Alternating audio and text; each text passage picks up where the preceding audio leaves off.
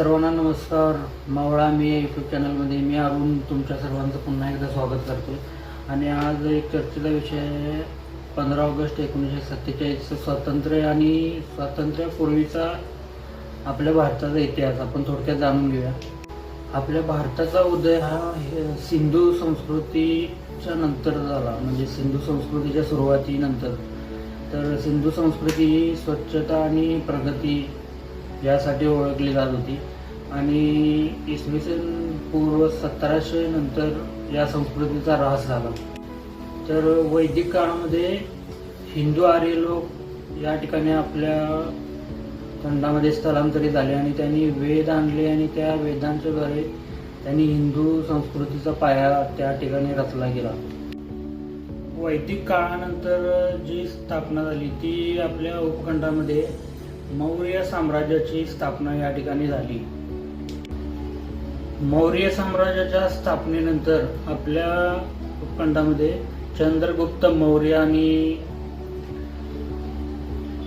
अशोक सम्राट यांच्याद्वारे आपल्या भागातील काही उपखंडांना एकत्रित करण्याचं काम करण्यात आलं आणि सम्राट अशोक यांनी बौद्ध धर्माची मौर्य साम्राज्यानंतर आपल्या उपखंडांच्या मध्ये गुप्त कालखंड सुद्धा झाला आणि त्यानंतर काही मुघल साम्राज्यांनी आपल्या देशावर आक्रमण केले आणि ते आक्रमण धुडकावून लावण्यासाठी छत्रपती शिवाजी महाराजांनी मराठा साम्राज्याची स्थापना केली आणि या साम्राज्याकडून मुघल साम्राज्याकडून झालेले हल्ले परतवून लावण्यात आले आणि आपल्या खंडांना सुरक्षित करण्यात आले.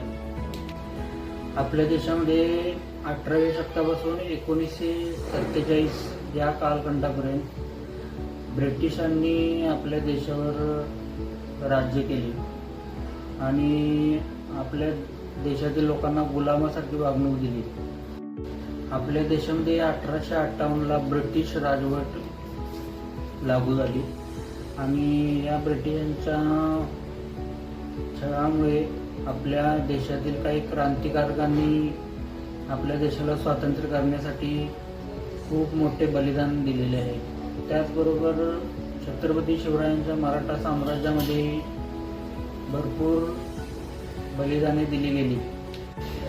या अशा परकीय आक्रमणांच्या नंतर आपल्या देशाला 1947 साली 15 ऑगस्ट 1947 साली स्वातंत्र्य मिळाले आणि तर मित्रांनो, हा आपला भारत देशाचा इतिहास तुम्हाला कसा वाटला हे मला कमेंटमध्ये नक्की कळवा आणि आपल्या चॅनलला लाईक